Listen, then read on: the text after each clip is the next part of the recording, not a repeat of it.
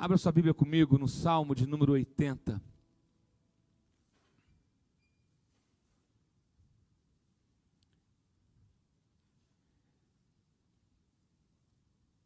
Salmo de número 80.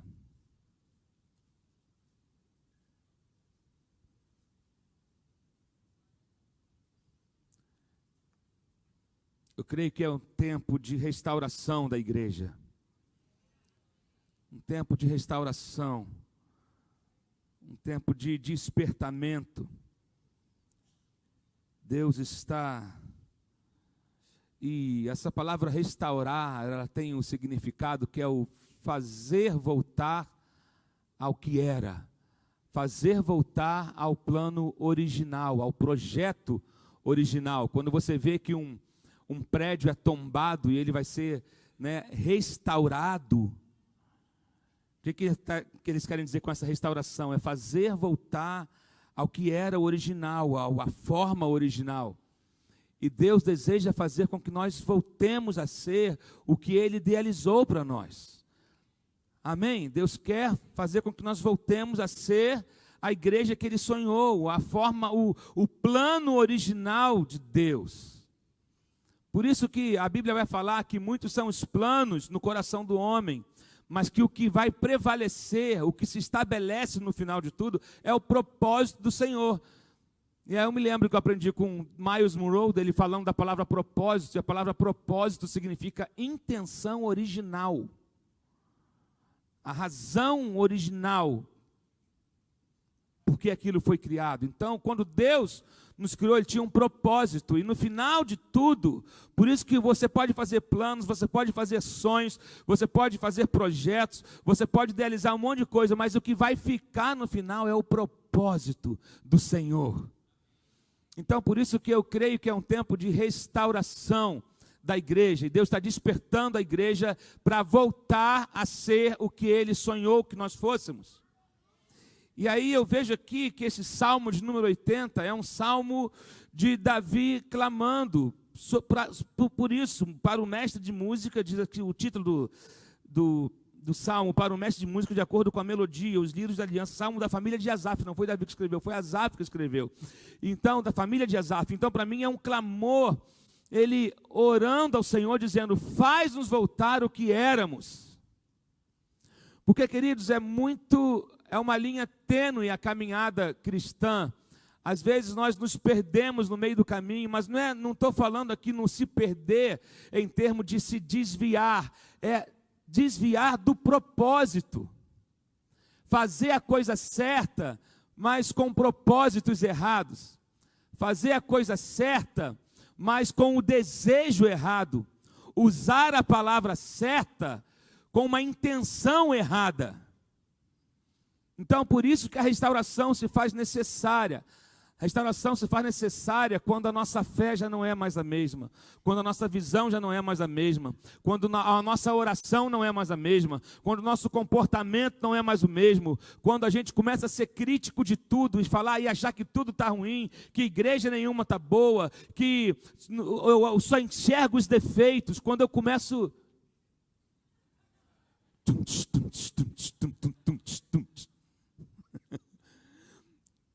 Por isso é necessária a restauração, quando eu me perco em mim mesmo, quando eu perco o senso do meu chamado e do meu propósito, quando eu começo mais a viver em função das atividades da minha agenda, do que viver em função do que Deus é. Amém? Vocês estão me entendendo? Então essa palavra de hoje é uma palavra de reflexão, é uma palavra para a gente olhar para dentro de nós mesmos e falar, Senhor, será que como é que está a minha vida hoje? Em que área eu preciso ser restaurado? E o Salmo começa dizendo, escuta-nos, Senhor, é um clamor, é uma oração. Aqui a família de Asaf, eu não sei quem exatamente escreveu, mas alguém da família de Asaf está clamando ao Senhor, porque provavelmente eles enxergaram que eles já viam, eles eram uma coisa e se tornaram outra. Então aquilo começou a gerar um incômodo, porque essas coisas acontecem em nós. Quando a gente se desvia do propósito que fomos chamados, a gente começa a viver incômodos na nossa vida. Tem gente vivendo um incômodo constante, está perguntando a Deus por que esse incômodo. E eu quero que você entenda o seguinte: o maior incômodo é porque você se desviou do que era para você ser, e você está tentando tornar outra coisa que você não foi chamado, fazendo outras coisas para encher o seu tempo em nome de Deus, mas Deus nunca te pediu isso, e aí você está vivendo um incômodo na tua vida, tentando resolver e tapar esse buraco, enchendo mais a sua agenda, desdobrando mais os seus negócios, mas o incômodo continua aí. Então, ele começa a fazer uma oração: escuta-nos, pastor de Israel, tu que conduzes José como um rebanho, tu que tens o trono sobre os querubins, manifesta o teu esplendor diante de Efraim, Benjamim, Manassés. E aqui ele vai citando os reinos da época: reino do sul, reino do norte, cada um desses aqui representa um reinado da época. Restaura-nos, ó Deus. Primeira vez que aparece a palavra restaura. 3 vezes a palavra restaura-nos aparece nesse capítulo. E a primeira é aqui no versículo 3. Restaura-nos, ó Deus.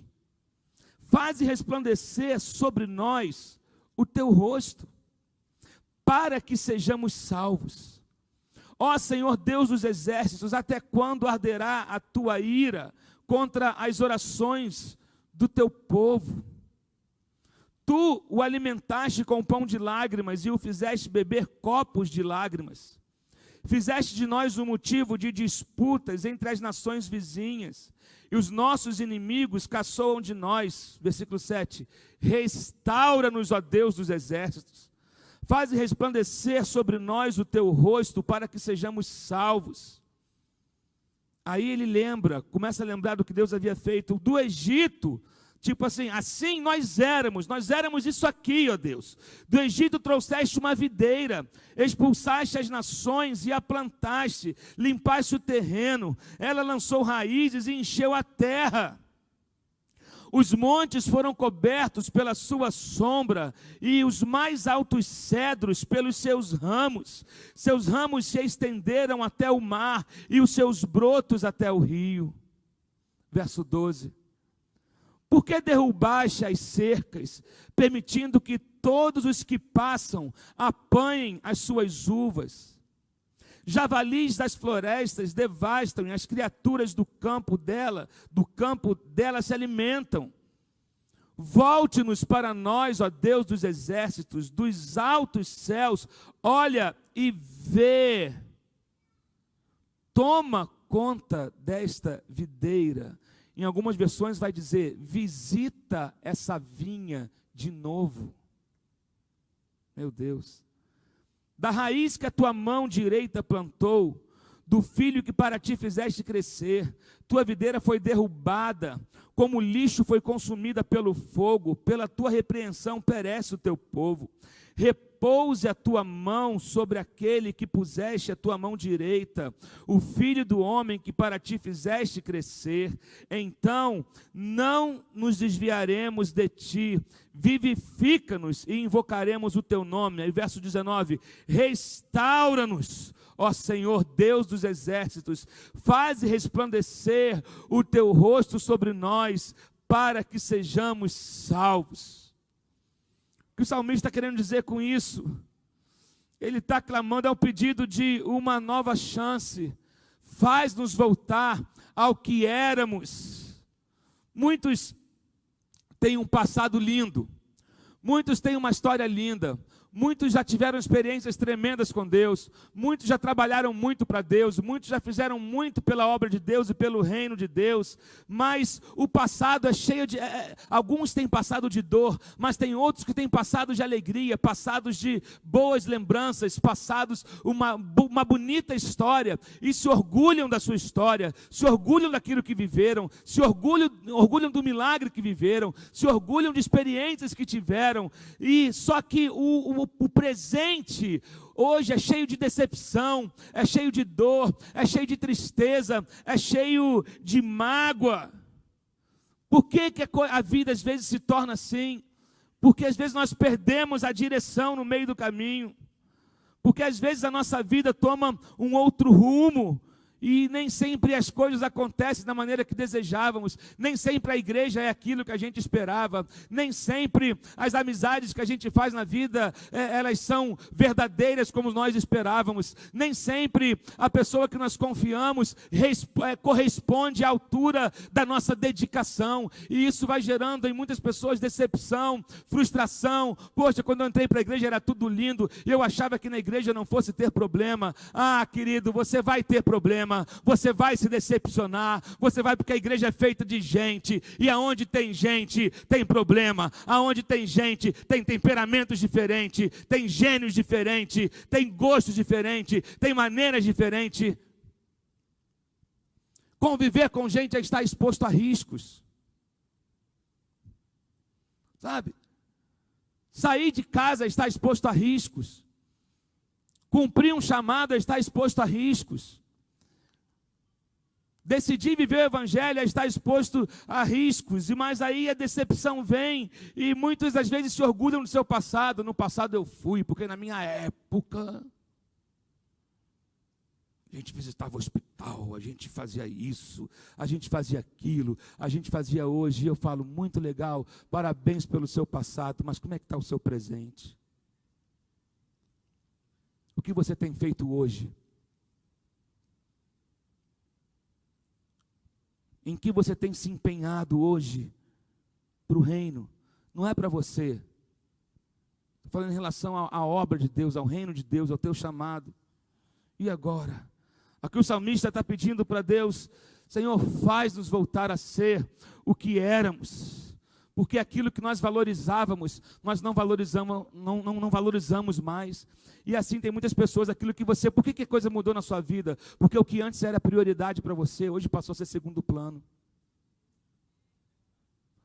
Porque antes o que era importante para você, hoje ficou completamente sem importância. E aí muitas pessoas entram nessa roda do hamster, do cansaço espiritual e do cansaço emocional, porque aquilo que te alimentava antes já não te alimenta mais hoje, ou você trocou as suas prioridades, e quando você inverte a sua prioridade, você vai ter resultados diferentes também. Então tem pessoas frustradas, porque na verdade aquilo que você valorizou um dia, você não valoriza mais, você não ora mais como você orava antes, você não busca mais a Deus como você buscava antes, você não lê mais a Bíblia como você lia antes, você lê a Bíblia hoje apenas para poder combater alguma coisa, ou para ver se tem, ou para pegar um versículo isolado para um momento de dificuldade que você está passando, e não para ser transformado. E Deus quer te transformar, Deus quer que você seja cheio da palavra, Deus quer que você seja cheio do Espírito Santo, Deus quer que você mantenha a tua essência, Deus quer que você mantenha os teus olhos fixados nele, Deus quer que você mantenha a tua fé inabalável e crescendo a cada dia. Oh, querido, quem você era e quem você é hoje, o que era importante para você no passado,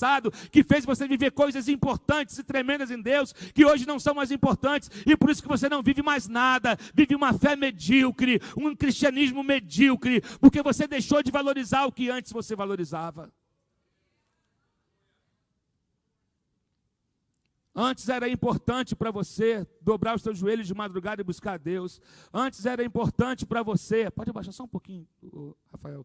Antes era importante para você vir para a igreja apenas para adorar e não para ser um crítico do que está rolando no culto. Antes havia um coração diferente em você, e por isso que Davi certa vez orou: Senhor, cria em mim um coração novo, porque esse coração aqui ele já era, esse coração aqui ele se contaminou, esse coração aqui Senhor, cria em mim um coração novo. Entende? Se alguma coisa não está como você gostaria, em vez de você ficar olhando pela lente do julgamento, você precisa pegar uma lente e olhar para dentro e dizer: o que eu valorizava que eu não valorizo mais? O que era importante para mim quando eu comecei a minha caminhada e que hoje não é mais? Eu digo que todo crente, ele tem que conservar um coração de um novo convertido. Eu vou repetir, todo crente, ele tinha que conservar um coração de um novo convertido, O coração de novo convertido brilha, os olhos dele brilham. O coração de novo convertido, ele não sabe o que é o sistema, nem que isso existe. Ele sabe de uma coisa: eu tive um encontro com Deus, isso mudou a minha vida, e é tudo que eu preciso para viver, é tudo que eu preciso para continuar de pé. É uma vida com Deus, aliançada com Ele. Se eu estou com Ele, Paulo descobriu isso, ele disse: olha, eu posso todas as coisas naquele que me fortalece. Eu aprendi a viver feliz em toda e qualquer situação. Eu sei ter muito, eu sei ter nada, eu sei ganhar, eu sei perder. Eu durmo num hotel 5 estrelas, eu durmo num caminhão de cebola. Eu sou apedrejado, numa hora eu estou na frente de um rei, noutra hora eu estou na frente de um aleijado. Mas eu aprendi a viver contente em toda e qualquer situação, porque eu descobri o segredo da felicidade. Eu posso todas as coisas naquele que me fortalece. Você entende? Você não pode pegar esse versículo isolado. Tem gente que isola esse versículo do contexto, e é um perigo quando você pega um texto fora de contexto. Você tira só um versículo que te agrada e não lê o que complementa aquilo. Em nome desse tudo posso aqui naquele que me fortalece. Tem gente que faz conta que não pode pagar, sociedade que não devia fazer, anda com gente que não devia, faz tudo porque eu posso todas as coisas, mas o segredo não é o que você pode ou deixa de poder fazer, é aquele que te fortalece. Eu posso todas as coisas naquele que me fortalece, inclusive perder. Eu sei que não é popular falar isso hoje na igreja, porque a gente quer ganhar. É a moda do evangelho do você vai ter tudo. Nem todo mundo vai ter tudo, gente. Vão ter o pé no chão. Eu preciso ter aquilo que é essencial, que é a presença de Deus em mim. Sabe por quê? O carro quebra, a casa acaba, mas a presença dele dura para sempre.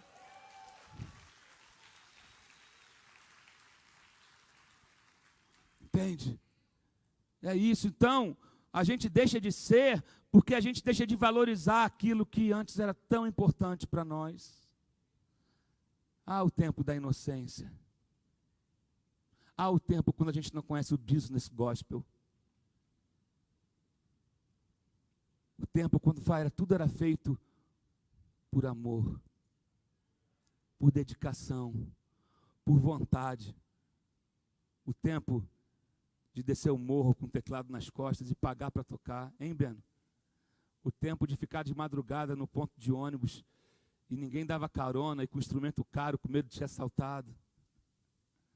O tempo em que a gente fazia as coisas porque a gente amava a Deus. Entende? Assim nós éramos, Senhor. Assim nós éramos. O Senhor nos trouxe do Egito, o Senhor nos libertou, o Senhor nos plantou numa terra fértil, o Senhor nos fez prosperar, e os ramos foram crescendo. Assim nós éramos, Senhor. Assim a gente era. Onde é que foi parar aquela mulher que dedicava tempo em oração, em busca, em ouvir Deus, em ser útil para o próximo? Onde é que estava aquele garoto que, quando se converteu, tinha uma paixão de servir a Deus? Onde é que está?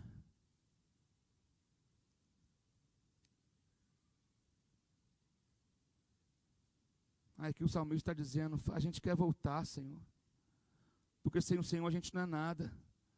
Nós queremos voltar a ser o que éramos. Nós queremos voltar a valorizar o que valorizávamos, Senhor. Tem misericórdia de nós. E aí eles começaram a se lembrar como eles eram felizes e como não eram mais felizes. Você consegue lembrar o quanto você já foi feliz? Consegue lembrar o quanto a coisa você já viveu? E que essas coisas... O sobrenatural cada vez ele anda mais raro.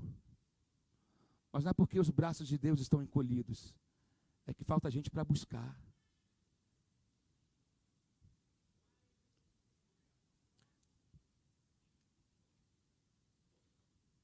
Falta gente para buscar.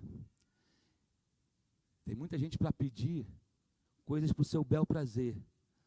Mas tem muita gente para invadir o céu, para trazer o sobrenatural. Entende?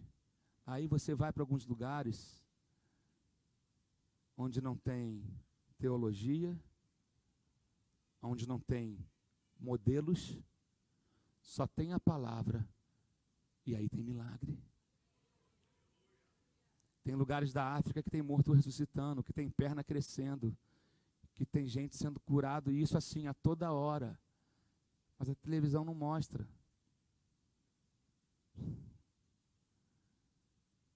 Entende? Ele está dizendo, olha, vocês precisam voltar, a gente quer voltar a ser aquilo que a gente era, para poder viver os milagres que nós vivíamos. Porque, veja bem, Jesus não quer ser um entretenimento para você. Eita. O diabo quer tentar a gente para usar Jesus para ser um entretenimento. Por isso que quando Jesus é tentado, é levado ao deserto pelo Espírito para ser tentado pelo diabo, Jesus é tentado em 3 áreas ali. Ele é tentado em satisfazer as suas necessidades pessoais. Está com fome, transforma a pedra em pão. Usa aí o teu poder para satisfazer a tua necessidade pessoal. Jesus primeiro, porque Jesus não foi levado ao deserto para ser testado, porque ele já havia sido aprovado. Jesus foi levado ao deserto por nós. Já está indo para outro rumo aqui. Jesus foi levado ao deserto para dizer, olha só, ele não precisava provar nada para ninguém.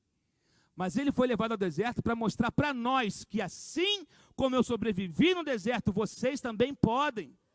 E que o alimento espiritual está acima do alimento carnal, da picanha, da feijoada. O alimento espiritual, tanto é que, veja bem, por onde que o pecado entrou? Pela boca. Ali no deserto, Jesus já estava começando a nossa redenção. Por onde também? Fechando a boca. Eu não vou ceder à tentação do diabo do faz um pãozinho quentinho para você. Olha como é que é legal. Faz, não. Nem só de pão viverá o homem, mas de toda palavra que sai da boca de Deus. Segunda tentação.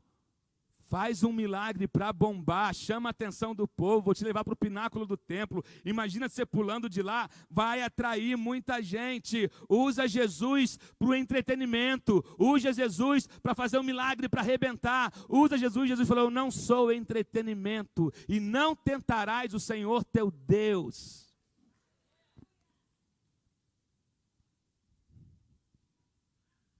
Quando é que eu tento Deus? O cara tem problema, precisa de insulina. Não vou tomar insulina não, porque Deus vai me curar. Sabe, você tem algo que você tem que fazer e você, querido, eu creio que Deus pode curar. Mas você precisa fazer a sua parte. Se tem que tomar um remédio, toma um remédio. Não, eu vou comer a gordura, porque jamais vou morrer de infarto, que Deus não vai deixar. Vai.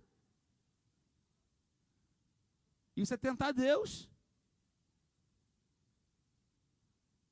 Mas o diabo quer que a gente quer isso, quer que a gente sabe. E algumas pessoas se perdem aí, porque ela fica indo atrás só do espetáculo e não do compromisso.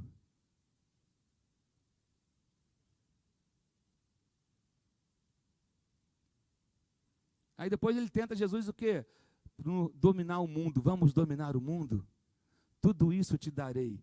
É a única hora na Bíblia que aparece alguém oferecendo recompensa em troca de adoração.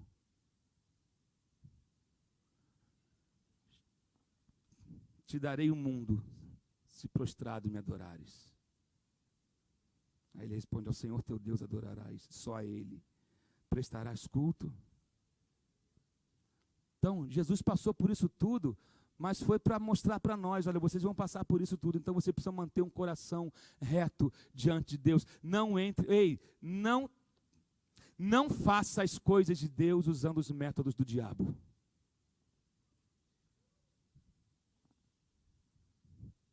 Não faça a obra de Deus nos termos do diabo. Isso é um cuidado. O diabo vai tentar você, faz o bem. Mas não é certo. Como eu sempre digo, Deus não é um Deus de coisas boas. Deus é um Deus de coisas certas. E aí que muita gente se perde. E aí se cansa.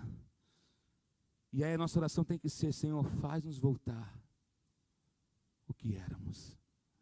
Ele está numa angústia profunda aqui. Os filhos de Asaf são tomados por uma angústia, de uma lembrança de quem eles eram e de como que isso tudo aconteceu, como é que houve essa mudança. E aí por 3 vezes ele fala a palavra restaurar, o foco é a restauração. E no versículo 12 ele pergunta assim para Deus: por que derrubou as nossas cercas? Mas eu quero que você entenda o seguinte: Deus não derruba a cerca. Sabe por que Deus não derruba a cerca? Porque Ele é amparo, Ele é proteção, Ele é o guarda de Israel. Ele é o que vigia, Ele não derruba as cercas. Nós derrubamos as cercas da nossa vida, nós não cuidamos das cercas da nossa vida. E quando eu não reparo as cercas, ela vai quebrando, ela vai partindo. E aí os javalis vão entrando. E aí todo mundo, uma casa sem muro, uma casa sem cerca é vulnerável. Qualquer um passa e arranca o que quer.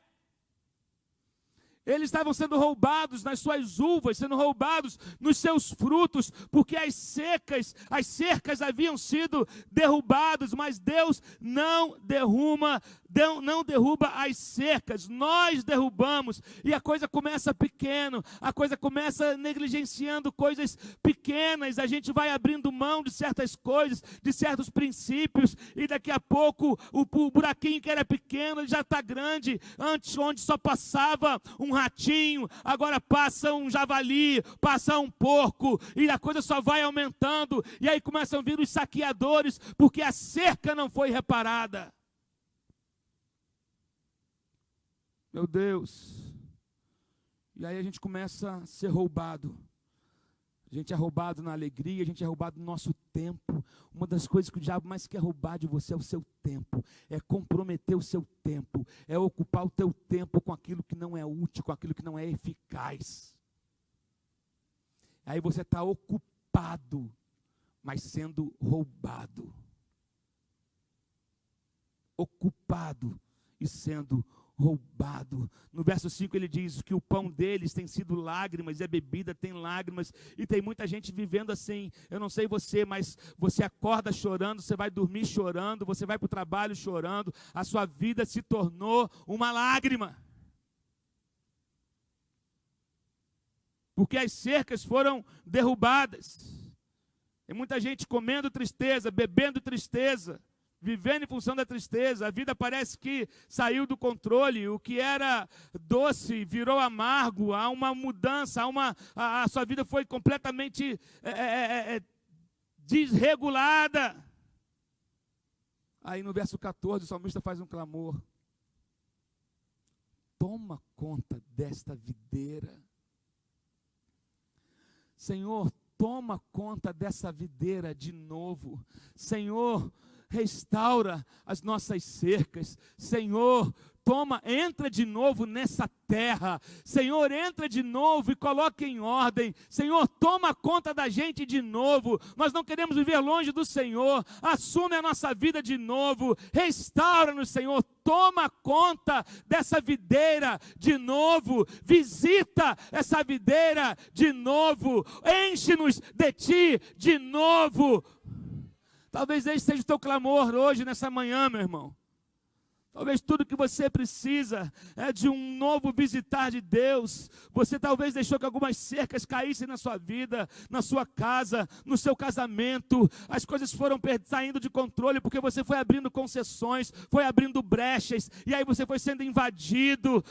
Você deixou que algumas cercas caíssem, mas hoje, e tem sofrido tempo de zombaria do inimigo, zombaria das pessoas, mas talvez esses tenha que ter o teu clamor hoje.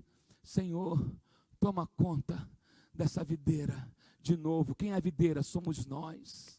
Sou eu, Senhor, eu sou esse terreno, eu sou essa vinha, eu sou esse lugar, eu sou esse terreno que precisa ser restaurado, eu sou esse lugar onde as cercas foram derrubadas. Deus, visita-me de novo. Visita-me de novo. Querido, se você clamar, Deus vem. Se você clamar, Ele te livra. Se você clama, Ele pode te curar, Ele pode te livrar, Ele pode restaurar a tua casa, Ele pode restaurar a tua família, Ele pode te levantar da angústia, Ele pode te livrar do desespero, da depressão, da amargura. Deus pode e quer. Deus pode e Deus quer. Sabe, porque os planos dele são planos de vida, são planos de paz e não de guerra, de vida e não de morte. Não se conforme com a situação. Clame ao Senhor. Clame ao Senhor para que Ele restaure a sua vida, para que Ele visite a sua casa de novo, para que Ele visite, para que você seja visitado novamente por Ele. Você precisa reatar os teus laços com Deus, porque Deus te ama. Acho que você não entende a grandeza do amor de Deus. Você não entende a grandeza do amor de Deus. Talvez você pergunte, eu estou passando por isso, e será que Deus me ama? Eu vou te dar um exemplo do amor de Deus. A palavra conta a história de um profeta chamado Oséias. Você lembra de Oséias? Oséias era um profeta. Oséias queria casar. Sonho do cara. Criadinho na igreja, vamos pensar, casar. Aí Deus chega e fala, arrumei um casamento para tu, Oséias. Situação. Oséias, casa com a prostituta. Senhor, eu sou um homem santo. Não. Oséias pega uma mulher prostituta e casa com ela. E ama ela. Oséias vai e fica apaixonado. A mulher é um sex symbol. O Senhor tem certeza? É, Oséias. Oséias vai e casa com ela. Oséias vai e tem filhos com ela. E Oséias fica apaixonado por ela. Até que um dia, Oséias sente que o negócio está meio estranho. E os vizinhos olham para ele de cara meio, sabe? Quando Oséias passa, coitado desse cara. Quando ele chegava em casa do trabalho, todo, lá vem o coitado de Oséias. Pô, essa mulher está aprontando todas. Pô, ele sai de casa e a mulher sai logo depois. E Oséias, até que um dia Oséias chega em casa e não encontra a sua mulher. Provavelmente um bilhete na cabeceira. Ó, tentei, mas não dá mais, estou indo embora. Ou talvez o guarda-roupa vazio. Imagina os filhos de Oséias. Pai, cadê a mãe? Filho, os 3 filhos, vão sentar aqui, ó. A mãe de vocês vazou. Mamãe foi embora. Poxa, pai, mas eu fiquei sabendo que mamãe estava com um cara lá na... filho, mamãe foi embora. Mamãe não vai voltar. Imagina a frustração, a decepção desse cara, só que ele amava ela. Ele amava ela e começa a chegar a notícia que ela já não está mais com o cara que ela foi ficar, ela já estava com outro. E está com outro. E está com outro. Até que ele era apaixonado por ela, ele fala, é minha mulher, eu vou atrás dela, eu vou trazer essa mulher de volta. E aí chega a notícia para ele que ela está no mercado de escravos. E ele vai atrás dela. Ele vai atrás dela e começa a procurar nas barracas de escravos, e não era na primeira, não está na segunda, não está na terceira, mas lá, de repente, lá no finalzinho de um corredor, ele vê alguém com os cabelos cortados e a roupa rasgada e uma corrente no pescoço, e alguém, quem dá tanto por essa aqui? E ninguém dá. E ele olhou de longe e falou, conheço, é ela, é minha mulher, eu a amo, e qual é o preço que você quer? Eu pago o preço que for. E ele ofereceu um preço, mas isso aqui, ela não vale isso tudo, mas eu pago o preço que for, eu dou o maior lance, e ele a compra de volta. Ele a leva para casa. Ele fala, eu vou cuidar de você. Eu vou te amar novamente. Eu vou tratar suas feridas. A casa é sua. Eu te amo e eu perdoo você. Eu perdoo você, eu vou restaurar você, eu vou cuidar de você. Isso tudo Deus fez para mostrar para Israel o amor dele em relação ao povo. Vocês, o povo, é aquela mulher que, embora tenha te dado tudo para ela, o povo estava vivendo em idolatria. E idolatria para Deus é como adultério. Sabia que Deus considera a idolatria como adultério. Então, tipo assim, o povo havia adulterado contra Deus, porque eles se perderam na prosperidade, se perderam no comércio, se perderam na idolatria, e Deus estava magoado. Mas Deus falou, mas eu escolho vocês novamente. Apesar dos seus erros, Deus não olha. Oséias olhou para aquela mulher não pela ótica que todo mundo olhava. Oséias olhou para aquela mulher pela ótica divina. Ele não olhava o passado, ele viu que ela poderia ser dali para frente. Oh, meu Deus. Assim, da mesma maneira como Deus olha para você hoje, independente, a sua cerca foi derrubada, você foi invadido, você se tornou o que não deveria ser, Deus não te olha pelo passado, Deus te olha por aquilo que você pode ser a partir de hoje. E Deus fala, aí 2 Coríntios capítulo 5, vai dizer que o amor de Cristo nos constrange. Essa palavra constrange significa apertar, trazer junto, andar grudado. Isso é o amor de Deus, gruda em nós, Ele nos aperta até Ele gruda na gente. Que independente dos nossos erros, dos nossos fracassos, das nossas quedas, Deus chega e fala, eu vou visitar você novamente, eu vou fazer de você novamente aquilo que eu sonhei para você. Vamos ficar de pé nessa hora.